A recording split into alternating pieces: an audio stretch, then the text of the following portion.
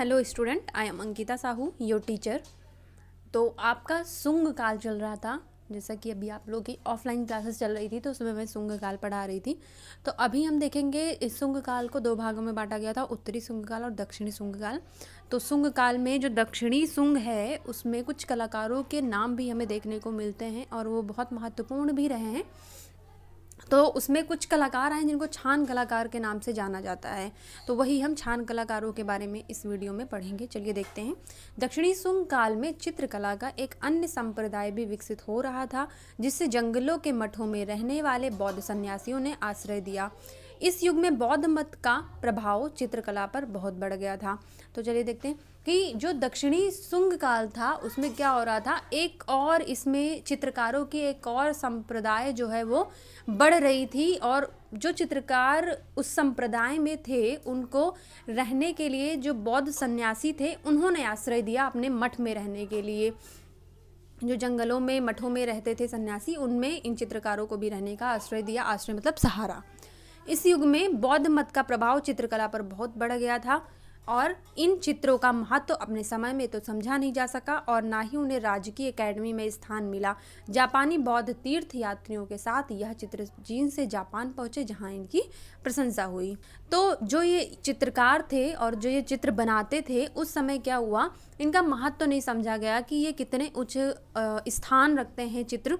तो इसीलिए ना ही इनको कहीं पे स्थान मिला और ना ही जो राजकीय एकेडमी उस टाइम पे चल रही थी ना ही उनमें स्थान मिला। जब यहाँ पे बौद्ध यात्री आते रहते थे चीन में, तो जब चीन में जापान के बौद्ध यात्री आए और जब ये चित्र चीन से जापान पहुँचे तब जाके उन चित्रों की वहाँ पे प्रशंसा हुई, उनकी तारीफ की गई। छान बौद्ध आत्मा के सहज ज्ञान के प्रकाश को सत्य जानने का एक महत्वपूर्ण मार्ग मानते थे। तो ये जो छान कलाकार हैं वो क्या मानते थे, जो छान बौद्ध आत्मा के सहज ज्ञान के प्रकाश को सत्य जानने का एक महत्वपूर्ण, तो मतलब जो बौद्ध धर्म था, जब ये बौद्ध धर्म की चीज़ों को जान लेते थे तो उनका मानना था कि ये एक ज्ञान का प्रकाश है और ये हमें एक महत्वपूर्ण मार्ग में ले जाएगा। चित्रकला को वे प्रकट करने की क्रिया का एक साधन मानते थे। केवल काली स्याही से ही अति आवश्यक तत्वों को आत्मविश्वास पूर्वक शीघ्रता से अंकित कर दिया जाता था, जिसमें विषय का अधिक महत्व नहीं था। तो चित्रकार क्या करता था, ये जो पेंटिंग्स बनाता था वो क्या करता था, अपने भावों को प्रकट करता था और भावों को प्रकट करने का एक साधन मानता था किसको, चित्रकला को। और ये क्या करता था, सिर्फ स्याही लेके जो उसको लगता था कि हाँ ये चीज़ें हमें हमारे दिमाग में आ रही हैं, ये भाव हमें प्रकट करने हैं, तो वो तुरंत स्याही लेके शीघ्रता से मतलब जल्दी से उस चित्र को ड्रॉ कर देता था स्याही से। इसका ये मतलब नहीं था कि विषय उस टाइम पे क्या है या क्या नहीं है, बस उसको चित्रकारी से उसका तात्पर्य था और तुरंत के तुरंत वो उस टाइम पे स्याही से ड्रॉ कर देता था। आगे देखते हैं। छान चित्रकार प्रतिमा विज्ञान अथवा आकृति रचना का सिद्धांत नहीं था। ज्ञाता के पूर्ण भाव की दृष्टि से उन्होंने मानव, पशु एवं वनस्पति चित्रण के सामान्य दृष्टि से चित्रण को भी महत्वपूर्ण माना है। तो यहाँ पे जो चित्रकार कलाकार जो थे वो जो चित्र करते थे, इसका कोई ऐसा सिद्धांत नहीं था कि जैसे षडंग का सिद्धांत उस टाइम पे दिया गया था, तो उन चीज़ों को ये इतना फॉलो करके नहीं बनाया। या फिर जो प्रतिमा विज्ञान होता है जो मूर्तियाँ बनती हैं उनका पूरा प्रोसेस जो होता है उसको प्रतिमा विज्ञान कहते हैं, और भी बहुत सारी चीज़ें प्रतिमा विज्ञान के अंतर्गत आती हैं।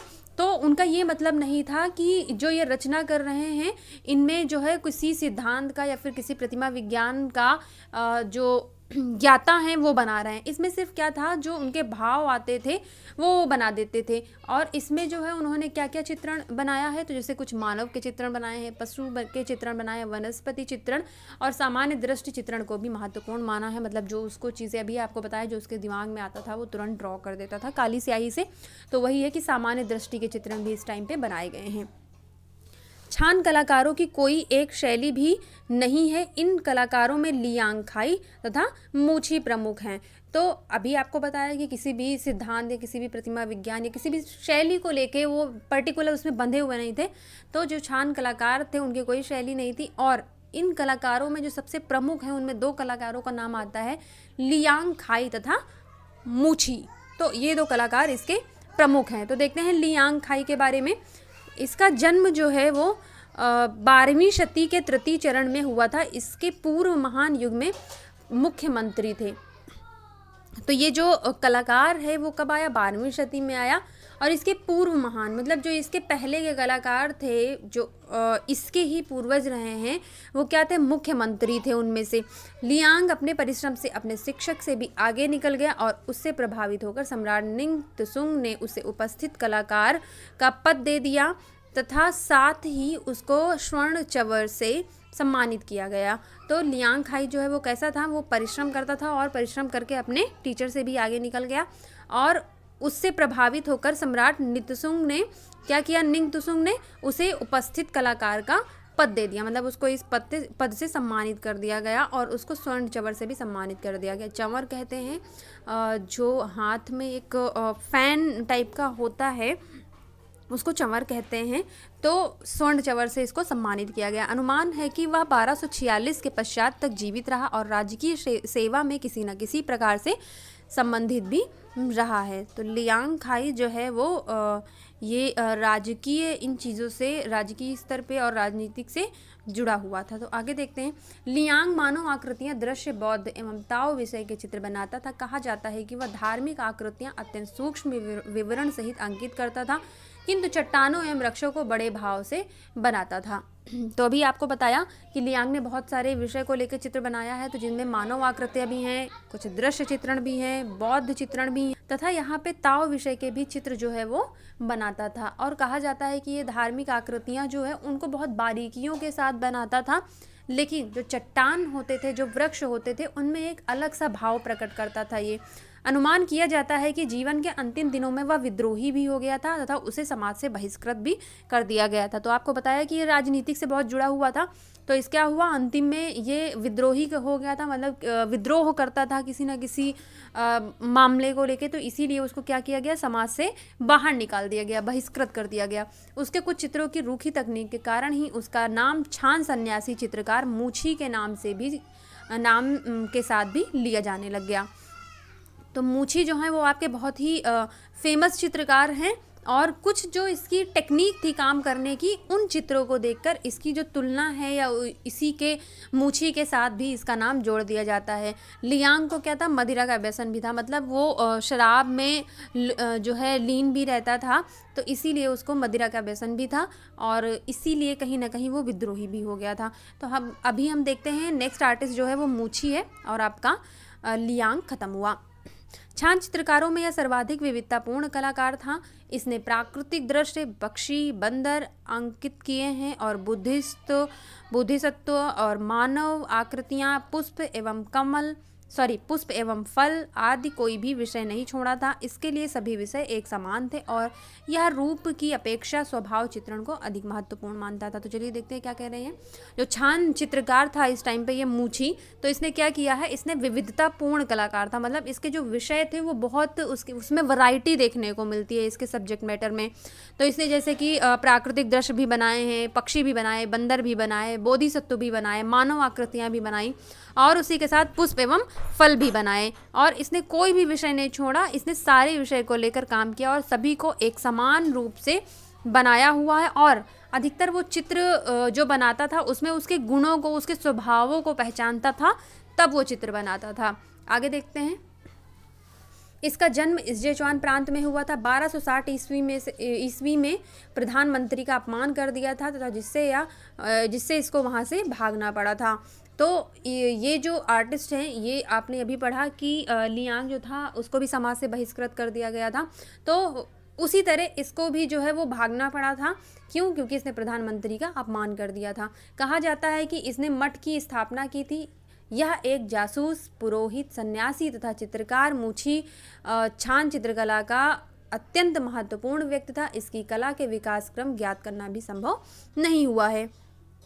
तो ये जो है काफ़ी इसके जो कैरेक्टर थे वो इसने बहुत सारे प्ले किए हैं, जैसे कि ये अपने जीवन में एक जासूस भी रहा है, पुरोहित भी रहा है, सन्यासी भी रहा है और उसके साथ साथ ये एक चित्रकार भी रहा है और जो है वो छान कलाकारों के रूप में इसका व्यक्तित्व जो है, इसका व्यक्तित्व बहुत महत्वपूर्ण था।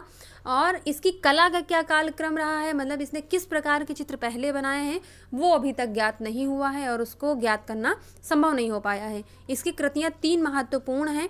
मूछी ने बौद्ध धर्म विषयक अन्य त्रिफलक चित्र भी बनाए हैं, जिसमें बौद्धि धर्म तथा अन्य दार्शनिक विषयों का भी चित्रण किया गया था। तो इसने कुछ 3 चित्र बनाए हैं बहुत महत्वपूर्ण, उनके नाम नहीं दिए गए हैं यहाँ पे। और ये बौद्ध धर्म के भी चित्र बनाता था, उनको ये कुंडली चित्र भी बनाता था, मतलब स्क्रॉल पेंटिंग भी बनाता था। त्रिफलक मतलब उनको अलग अलग 3 दृष्टियों में डिवाइड किया गया है। जो बोधि धर्म के चित्र हैं, जो बोधि से संबंधित विषयक दृश्य चित्र हैं, वो सारी चीज़ें वो त्रिफलक में इसमें दिखाई गई हैं। एक अन्य त्रिफलक भी है जिसमें पूरी लंबाई का एक चीता अंकित है। इसी की कृति कहा जाता है, किंतु इसके विषय में विवाद है। तो त्रिफलक मतलब होता है कि कोई 3 फलक हैं, उसमें 3 फोल्ड होंगे उसमें, या 3 भागों में वो डिवाइड होगा। तो फिर ये जो है एक पूरी 3 फलकी जो चित्र है वो चीता का बना हुआ है, लेकिन इसका चित्र है या नहीं है इस बात में मतभेद है और इसका पता नहीं लगाया जा सका है। मूछी ने 36 आकार वाले दृश्य पट भी चित्रित किए थे। हाथ में लेकर देखने जाने वाले एक कुंडली पट के 8 भागों में नदियों के 8 दृश्य बनाए गए हैं। तो अभी आपको बताया कि स्क्रॉल पेंटिंग भी बनाता था। स्क्रॉल पेंटिंग जो है वो आपकी हाथ में लेके ऐसे दाएं साइड खुलती हैं, बाएं हाथ में लेकर, तो वो 8 दृश्यों में 8 भागों में उसने नदियों का चित्रण किया है। तो ये आपका मूछी खत्म हुआ। अगर इस वीडियो से संबंधित अगर आपको कुछ नहीं समझ में आया हो तो मुझसे जूम मीटिंग पे डिस्कस करें। धन्यवाद।